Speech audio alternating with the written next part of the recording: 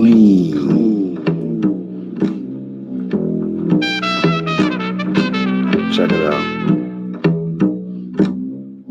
You thought you had me, but he wouldn't let me stay. A clean getaway, that's what they would say. Take it day by day, make sure that you pray. Don't give it away, tell them this one or that one, they can't make it happen. Look at your man, he's laughing. I was full of sin, now he's bringing me in. Gave me a pen to use in my battle, now I dismantle Satan's whole castle. He came after me when I couldn't see. Took me to my knees, left me there. Everybody, my name is Lady J. Welcome to tonight's episode, or review, I should say, of Married at First Sight. Now, y'all, we're going to do this real quick because it's not really a lot to talk about. Basically, the couples are now back in Atlanta, and that's where they begin, because this is an 8-week process. So that's where they go and they begin to get back into the real world, because remember, they got married, they spent the night together, had their first night together, and then they left and they went to where did they go? Las Vegas. They stayed at Mandalay Bay. And so that, it's a honeymoon. It's like they said, it's not real. It's not really real. So now they get to go back to Atlanta, and that's where it picked up last week. Now, I like to do the reviews the night of the show to try to get people caught up. And that way you're able to know what happened last week in case you didn't see it. Some people contacted me and they're like, I just started watching it. But now you're able to watch it tonight, and then you can go back tonight. I think it comes on at 8 o'clock, I think. Hey, Terrell. I think it comes on at 8 o'clock tonight. You can go back, and so now you can watch it. So let's get into it. So they get back to Atlanta, and y'all make sure you share the video. That's what I'm going to be doing as I'm talking to you. So they get back to Atlanta. And all the couples are in. What they're doing now, what they did last season, is that they got an apartment building. Married at First Sight got an apartment building where they put all of the couples into the same building. So this way they can have some type of support. If something happens or something goes down, they can go and knock on, one of the couple's doors. And normally everybody really gets close to each other because this is everybody's first time. So they need that moral support. So Pastor Cal was the one that came around, and normally one of the people who the experts, they call them the experts, is Dr. Viviana, Pastor Cal, and Dr. Pepper Schwartz. So one of them will come around to check on the couples and see how they're doing, because they're not with them on the honeymoon. So Pastor Cal came around. So Pastor Cal went around to everybody's apartment. So we're going to start off with Eric and Virginia. Pastor Cal actually sat down with Eric and Virginia, and he wanted to know how things are going with them. How was the honeymoon? How was everything? And of course, y'all already know Virginia was sitting there with what? Her liquor. Like, Virginia, I think that, how people have security blankets? I really believe that drinking is like a security blanket for Virginia. It's something that she has to have in her hand. She has to drink. What did Joyce say? Lady J has me hooked on this show. But I think Virginia has to have a drink. I think it's like a security blanket. And she's the kind of person that she hides behind her alcohol. That's what I see. So Dr. Pastor Kyle is sitting there talking to them. And of course, we know that there's a big age difference, because Virginia's 26 and I think Eric is 34.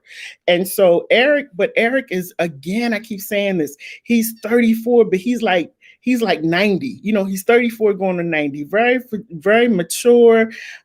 He knows what he wants to do. He's older. He's been 26. He's been there and done that. And that's what he basically said to Pastor Cal. Like, he was saying, it's not really a lot of problems. It's just that she has to understand that she is a married woman right now. And, he was kind of saying it sideways so Virginia could get it. Like, you know what? Stop acting like little kids. Stop all of this drinking and running around and playing. Like, now we're back in the real world. I'm going to have to be gone for a little while. And I feel so sorry for you, Eric, when you go away, because you said you're away days at a time because you're a pilot. And so you're not home. I feel so bad for you because I think when you come back home, baby, that apartment is going to be torn up because that girl is torn up. Like she don't know.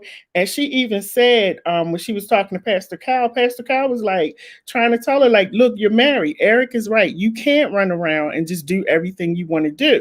She said, well, and all she kept talking about was, well, when before I got married, I used to hang with my friends.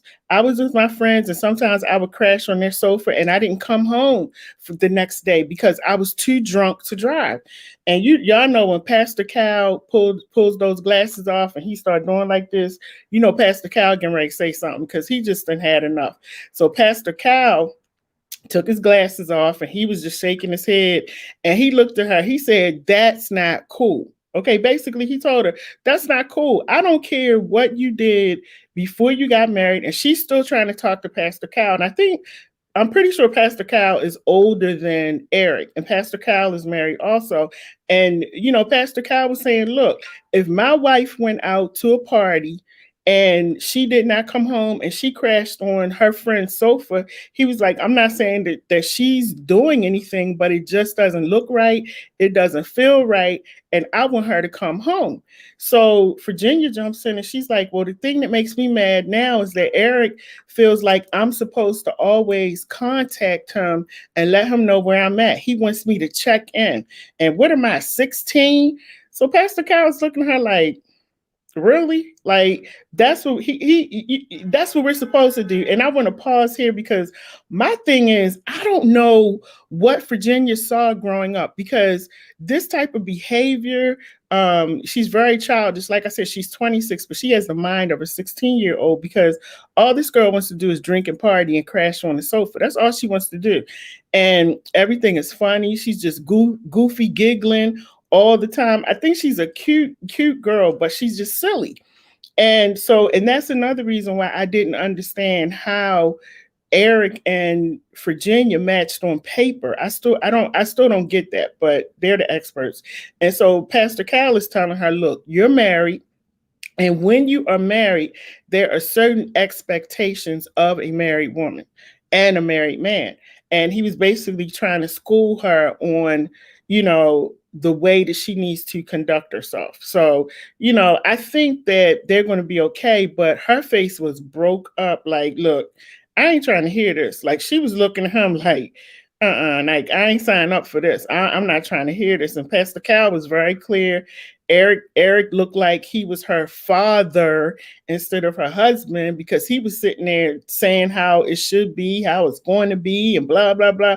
And she was sitting there like a little kid in detention. So Virginia, I don't know. But I really think Virginia might be looking for a father figure. And, you know, that's why she's so into Eric. But for me, the part that I don't like, that I think that may happen with Virginia, is that either she's going to be so submissive, trying to do everything that she can for Eric. But when you're 26, you can try all you can, but you don't really know, because you just haven't lived life. And so she's going to do, Pastor Cal told him, you're going to do some silly things. You're going to do some things to make each other mad. That's just the way it's going to be. So he left from their house, and we're going to move over to Haley and Jacob. Now, I'm getting a little more respect for Jacob, because what I'm learning about Jacob, and I'm sure you're able to see too, is that Jacob is really an old man. Jacob is 38. Haley is 28. But Jacob, number one, Jacob is stuck in the 80s. He's definitely stuck in the 80s. I don't know what happened in the 80s. He just said it was a good year. It made him feel good. So he's just stuck there. And so the other thing they had to do was go to each other's apartment. I forgot to say that. They had to go and see how the other person lived, and then grab a little bit of their belongings and go back to the apartment that Married at First Sight had given them. So let me back up to Eric and Virginia for a second. Eric's condo, I thought was beautiful. It was clean. It was neat. It's a bachelor pad, so most men are not going to decorate with pictures and stuff on the wall, but it was clean. And I liked the layout. It wasn't very colorful, but modern furniture, and I loved what he did. She walked in and she was like, I don't know. This is, it wasn't really for her. She said, we would have to move. We can't live here. And he was looking like, really, like, it's my condo. So then they go to her place, which was really cute. But again, she has pictures of her dogs everywhere. Like it's a shrine of her dogs, like they're the children. And so Eric was like, that's a lot of dogs. And so but her place was cute, but it was like it reminded me of a kid who has a dorm room and you got pictures of your friends and all this stuff, but it was kind of homey and cute and it was clean. It was very clean. So then we go to Haley and Jacob. We go to Jacob's house. Now, Jacob had the fluorescent colors. Jacob had all of the 80s stuff that you can think about. And then he went in his closet and he was actually showing Haley, like, his clothes, his shirts and stuff. And Haley was like, don't wear that. Don't do that. Blah, blah, blah. She looking at his stuff. And he said, oh, this is my favorite thing right here. My members only jacket. I almost fell out because Haley was like, what's a members only jacket? What is that? And we got to remember the age difference. She's 28, he's 38. I think that would make her, she was born in the 90s, I think. So she didn't know about members only jacket. And he was looking at her like, okay. And so, but she was basically telling him like, look, dude, we're going to have to update your wardrobe because this stuff you got, it's not going to work. And remember, she's 28 years old. So the stuff that he got, and especially now you're talking about is from the 80s, she's not trying to hear that. So then they go to her place, which was really, really nice. But I kind of feel like Haley and Jacob even said it at the house. Jacob was looking through her closet and Jacob said, you got a Karen shirt in here. And we all know who Karen is, right? If you don't know who Karen is, just Google, look it up, what's a Karen, and you'll be able to find out. And she kind of looked at him and she like, that's my mom's. He said, oh, well, mom has a Karen outfit. And I think that she may be borderline Karen. I really do. I think what I'm starting to feel with her is like, it seems like she feels like she's a little bit better than people. That, and I could be wrong, but that's the impression that I get with her. Like she's a little bit better. And I don't really like that. I don't like that. And then I think at times I feel like she's looking down at Jacob, like they gave me him, but I don't know that she feels like he's really good enough for her. And Jacob is starting to pick that up too, because Jacob is like, look, we had sex and everything. And he was like, soon as we did that, like, you don't want to be bothered with me. Now, Jacob, that could be one of two things. Maybe the sex wasn't good. That's what I was thinking about. Like maybe she was looking at you and she was giving you a chance, but maybe you ain't performed like she was expecting. So she just said, look, you don't look good. She said, I'm not feeling your vibe. She told him, she said, it's something just not clicking with us. And she said everything but the sex wasn't good. I think that's what she wanted to say too. So read between the lines. So anyway, and there's this Lady J. That's what I'm saying. That's what I think she was trying to say. Like, he was awful. And that's what happens when you have sex with other people. You compare them to the person that you're sleeping with. I'm done sharing. So anyway, so Pastor Cal is talking to them, and when they get to the apartment that Married at First Sight had given them, that's when Jacob let her have it. Jacob was like, look, we're going to talk or what? And so she's like, well, let's just go ahead and talk. And he was telling her, you're a liar.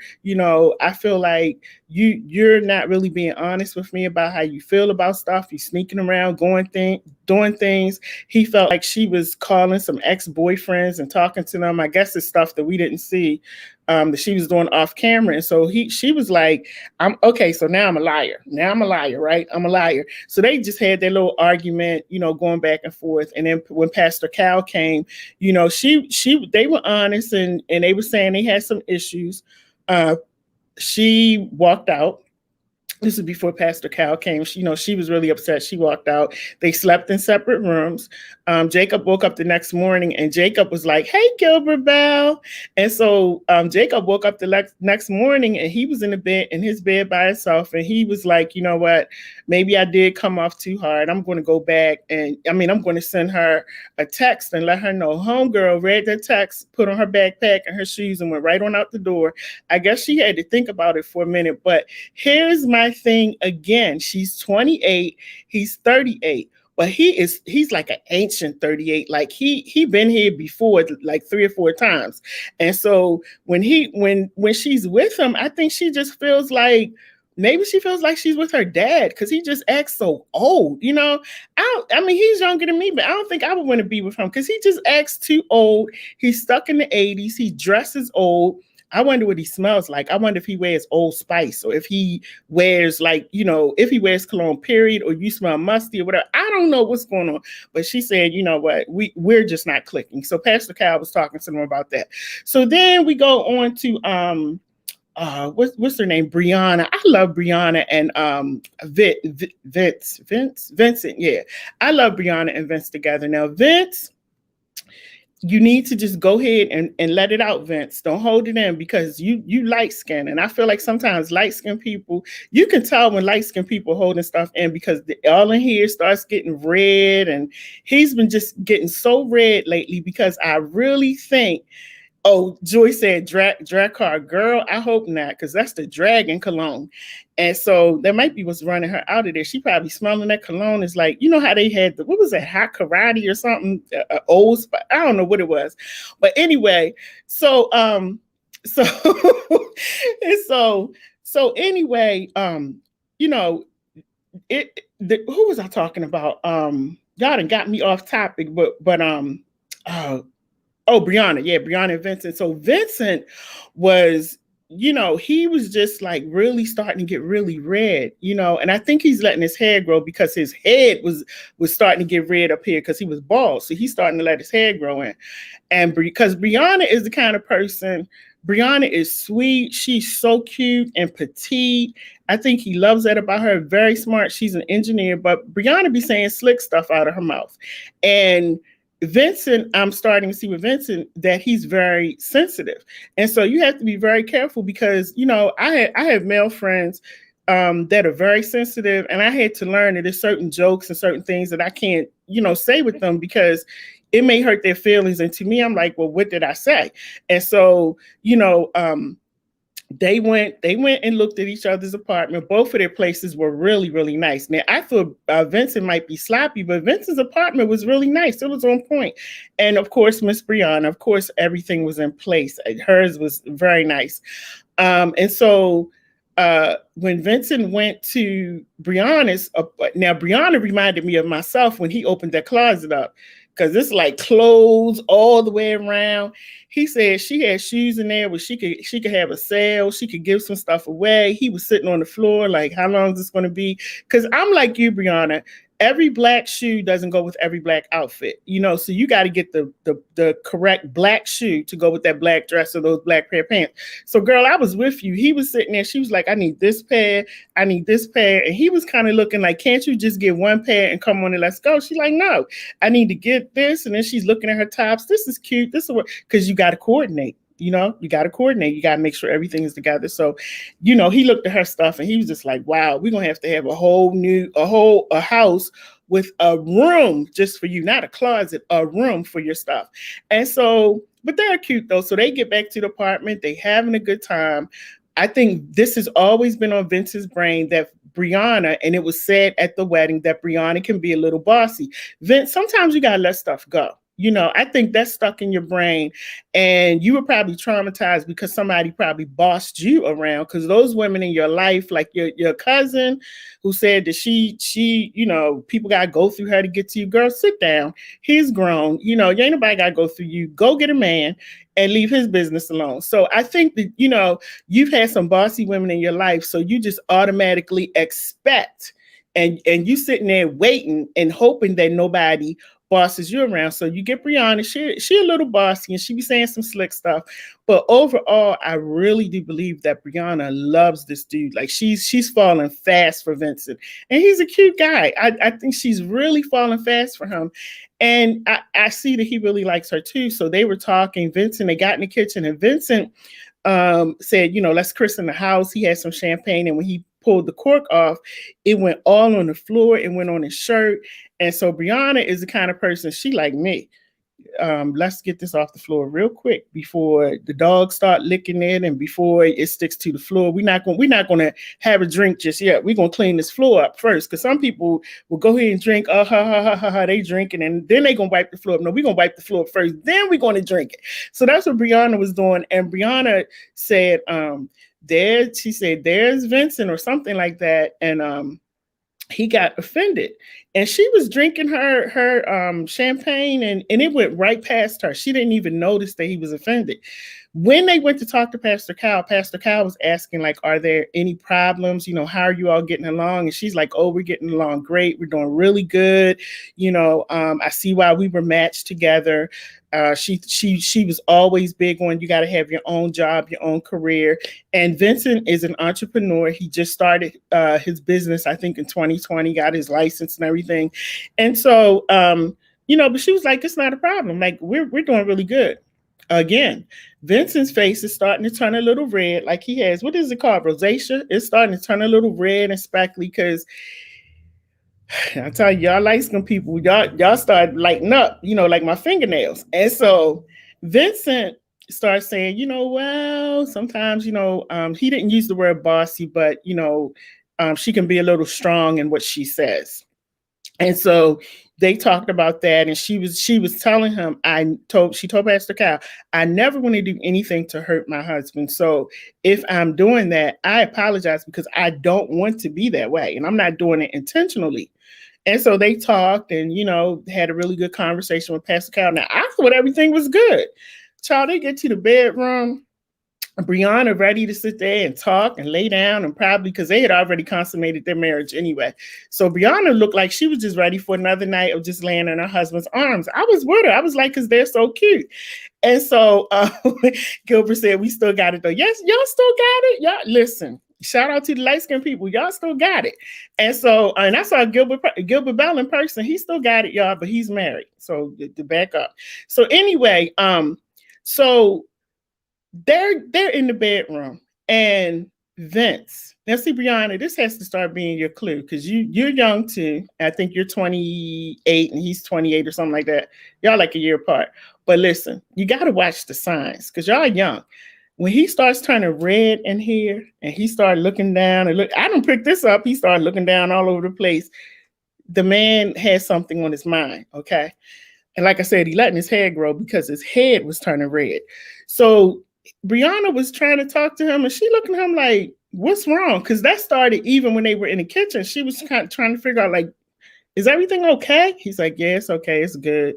And so then he's in the bed telling her that he's just tired of being bossed around. And she's like, what? Like, she was really clueless. I don't think that she was pretending. She really did not know that he was talking about, because he had carried that from when they walked into that door and that wine bottle broke, all the way talking through Pastor Cal. I guess y'all done took a shower before you got in the bed. You get in the bed and you're still carrying this. And so, they had their first spat, and Brianna was like, listen, I can't do this. I'm over it. Like she just got up. And I was with Brianna, because my thing is, open your mouth, use your words. And if you can't, I'll go in the other room until you get it together, because we're not going to sit here and I'm going to be pulling words out of your mouth. Either say what you have to say and let's go to sleep, and let's kiss or hug or do whatever we're going to do, and let's keep it moving. But he's sitting there like, listen, Vince is very sensitive, and shout out to you, Brianna, because I couldn't do it. Because sensitive men, don't have time for it. So anyway, we move on to who else was it? It was we're going to get to Chris and Paige, because I'm gonna light Chris up, because I'm about sick of him. I'm really about sick of him. What is his name? Oh my goodness, I don't have my notes. But the cute little guy, he got the ears that stick out. I forgot his name. Oh my goodness, it's going to come to me. But I think they are such a cute couple. He's from Louisiana. Oh man, somebody tell me their name. Gilbert said communication is so important to maintain a relationship. Yes, it is. Very important. And if you don't know how to communicate, do that before you get married. Do that. And Married at First Sight, y'all need to start doing some short marriage counseling in between, getting all these people together. Once you find out who they are, instead of telling them you got 2 weeks, in 2 weeks you get married, let them go through a little marriage Q&A before y'all just throw these people together. Okay? Why can't I think of that cute little boy's name from Louisiana with the ears that stick out? I can't think of his name. Y'all help me out. No, and I can't think of her name either. Anyway, I'm gonna come back to them. It wasn't really much to say about them. Both of them have decided that they like each other. I think they wanted to say the L word. He's very afraid of saying the L word because he's been in relationships, but he's never told anyone that he loves them. And so, she's still sitting up there. Girl, it's only been a week? And you getting all in your feelings because he's not saying I love you. Don't push it. Let it go slow. He seems like a really respectable, laid back kind of guy, and I think he's going to really be good for you. He minds his business, and like he told you, and you need to read between the lines because he was trying to tell you that you talk too much and stay out of people's business and focus on what y'all got. Now that's what he was trying to tell you. Ryan, that's his name, Ryan. That's what Ryan was trying to tell you. And I said, that's right, Ryan, because some people don't know how. Ryan and Claire. I knew my brain was still working. Ryan and Claire. And that's what Ryan was telling her in the last episode. Like, he didn't tell her keep your mouth shut, but in so many words, that's what he was telling her because she loves to talk. And Ryan was like, what we do in here, that's between us. If we consummate our marriage, you don't need to announce it to anybody. So when Pastor Cal was like, have you all consummated your marriage? She was like, kind of giving Ryan the side eye. And Ryan was like, and daggone well, Ryan, y'all done consummated the marriage. Because I think it came out in one of the other episodes. I think Claire has slipped and said it, but in this particular episode, they were saying, like they do things to show each other that y'all grown. If you had sex, you had sex. You're married. Like move on. Okay, but anyway, so let's get to Paige and Chris. I think I got everybody. Y'all listen. Oh shoot, I didn't bring my water because that boy. I hope that he does not come on any more episodes because he needs help. He really needs help. He is a master manipulator. And in one of the episodes, he went in the bathroom and made Paige take her microphone off so nobody could hear her or turn it off or whatever they do. So nobody could hear what they were saying. And Paige did it. And he was talking to her in there and he had turned the shower on. In this episode, everybody comes back to a beautiful apartment. Paige comes into her apartment with her suitcases. Where's Chris? Well, Chris has decided that he no longer wants to be married. I'm giving y'all the fast version. He no longer wants to be married to Paige. He has decided that he now wants to go back to his fiancée. So when Pastor Cal was meeting with Paige, Pastor Cal was like, look, what in the world is going on? So Paige is telling him all that's going on. And let me tell y'all something about Paige, because I knew that her voice was not real. Oh, and I'm just trying to be the woman that God wants me to be. Stop it. Because when Paige hit that nerve, see, everybody has a little fiber and a little nerve that you just keep pushing and pushing. It's like a little banjo. You keep plucking it and plucking it and plucking it too hard. That thing is going to pop. And when that thing popped, Paige sounded like she was from East Baltimore. She was cussing left and right and telling the producers what she wasn't going to do, what she's going to do, how she's going to put Chris out there. And I'm like, is that Paige? Is that Paige? The Paige that normally talks like this? That was Paige, y'all, cussing like I said, like she was from East Baltimore. And so then when Pastor Cal comes, she's, yeah, and Chris, and girl, stop. See, that's why Chris is playing with you. That's why Chris playing with you, because you're playing with yourself. Be who you are. Be who you are. And I don't know what happened in Paige's life or what she saw, because these behaviors that Chris is displaying, that Paige is displaying, the other girl is displaying, these things did not just happen when they got married. This has been going on for years. And so now you're on national TV and all of this stuff is coming out. Chris is a spoiled brat. I believe that Chris has done a lot in his life that his parents have covered for and did not discipline him like they should have. So he really thinks that he's gorgeous and he's all this and he's all that. No, you're not. No, you're not. And so Pastor Cal, oh, I got to hurry up. Pastor Cal is sitting there talking to Paige, listening to her story. And Pastor Cal was like, "Have you consummated your marriage?" And she said, "Oh, yeah, we did. We did on the first night, all throughout the night, into the next morning. And then this man tells me that I'm unattractive." And Pastor Cal's like, "What?" So Pastor Cal was like, "Please tell me you use protection." Paige, wasn't nobody laughing but you, okay? She's No, we weren't. Pastor Cal said, "Why? Why?" She said, "Well, Chris told me that I was his wife and it's my duty to have sex with him. So that's what I did." Like I told y'all, something happened in the course of this short time that Paige has been married to Chris. Because I really believe that those braids, when they put them in her hair this last time, the coils, I think it was just a little bit too tight. Because that girl, there's no way in the world I'm gonna sleep with you that night, all throughout the night. I just met you. The next morning, you wake up and tell me you're not attracted to me. There's nothing about me that's attractive to you, and then you continue to have sex with him. She needs to go in timeout, and Chris needs to go in timeout, both of them. And so Pastor Cal was really talking to her about that. Like, don't let anybody do that to your body. He did not have a right to do that to you. How dare he tell you? Because Pastor Cal was pissed. He was like, "How dare he tell you that?" So Pastor Cal is going off. All of a sudden, here comes Chris. Chris is coming down the hallway with his torn jeans on. Thank God. He must have put the suit in the cleaners because he, as rich as he says he is, like I said, he only wears that one suit. So I guess he had to clean that because he was wearing it all throughout the honeymoon and all of that. So he comes with his torn jeans on and his t-shirt, coming into the room, sitting down like everything is good. That boy is bipolar. He got all kinds of stuff going on with him. So he's sitting there like everything is good. And Pastor Cal is looking at him like, "Are you serious? For real? For real?" And so Pastor Cal leaned into him and got him straight and asked him, like, "What do you want to do? Do you want to stay married or do you want to get a divorce?"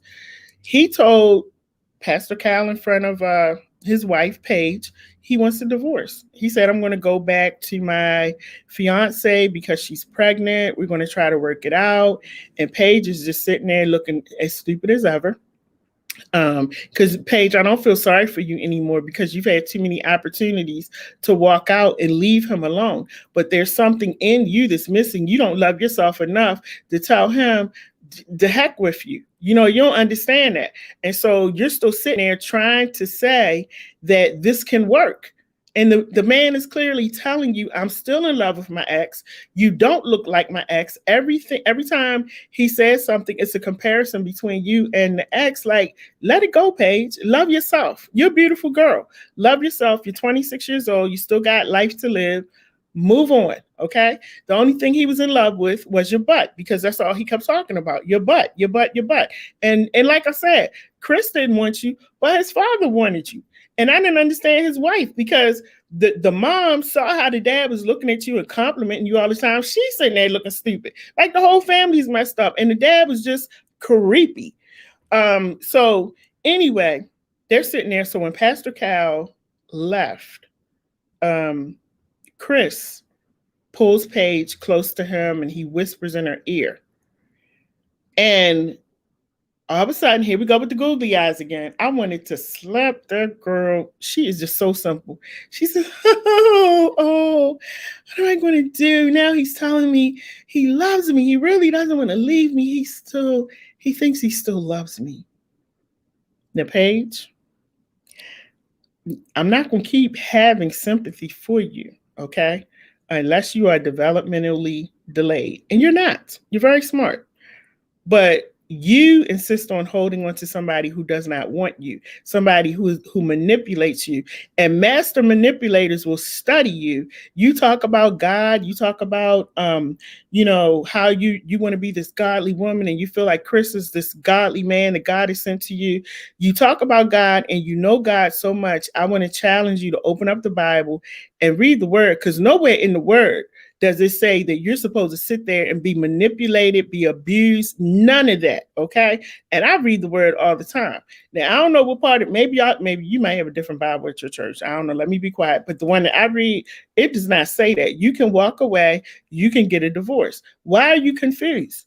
Because he whispered in your ear. That's what Chris does. Chris likes to play games. Chris likes to put you on this roller coaster, having you going up and down. That's what Chris does, because you know what? Chris is crazy, and crazy loves crazy. And if you hang around with him long enough, you ain't gonna have nobody, because you gonna be just as crazy as he is. And let me say something, you're almost there. So anyway, y'all, that's the end. That's the end of what I have to say for Married at First Sight. Make sure you check it out tonight. I think it comes out. It comes on at 8:00. I believe it comes on at 8:00 on Lifetime. But make sure y'all check it out, because again, I don't know if Chris is going to be on here, because when the show was going off, this dumb girl, I tell you, you know, sometimes. My grandmother used to say, sometimes all you can do is pray for people, because some people, how did she put it? They don't even know what common sense is. You know, they just don't know. Now, he told you that he was going with his fiance. He told you that the fiance is pregnant. Oh, and this was the thing that came out. Pastor Cal was saying to Paige, how many weeks is she pregnant? The fiance. Paige said 6 weeks. Pastor Cal was like, whoa, wait a minute. So that means that during this process, Chris was messing with his fiance during this process and got the fiance pregnant. Who's surprised out here? Who's surprised? Because I'm not. We might look up and there might be somebody else pregnant. Because this boy don't know who he is. He just don't know who he is. And then he suggests in the upcoming episode that the two of them meet, the fiance and Paige. And guess what I saw in the upcoming episode? Paige sitting there meeting the fiance. Y'all, I'm done. That girl, you better go back home, and you better go back home. Call me up, 443-297-47. See this number on the screen page? Call me up, because I don't know, like, what did you see growing up? What in you makes you think that this is okay? You're not that married to this guy. Let him go and do what he wants to do, and go find somebody else, or let somebody else find you. Why are you... Where's John Hansborough music? John Hansborough, this song is called Clean Getaway. Girl, if you don't get away from him, I don't even know what to tell you. If you don't get away, John said his song is called Clean Getaway. I don't even have nothing to say for her. You know, because she it's pitiful. It's sad. And you know what, Paige? It's a lot of men out here looking at you right now, taking notes. They either going to treat you good or they're going to treat you bad. Girl, you better wake up. Rejoice over me. See y'all. How could this be? They still the don't next believe. review of Married at First 2 or Sight. 3, that's all I hope that Chris you need. Oh yeah, Chris is going to be on Stay this episode. focused, you'll see. Got away with such speed, quick indeed the devil can be. Slick in his ways, but don't be afraid. You cannot be strayed. Stay focused on him. That's the way that you win. We'll help a friend who's come to a bend in the road. From a toad to a frog, I got away, now I'm gone. Never to return, no ashes for burn. The sun creates burns, but hell's where you burn.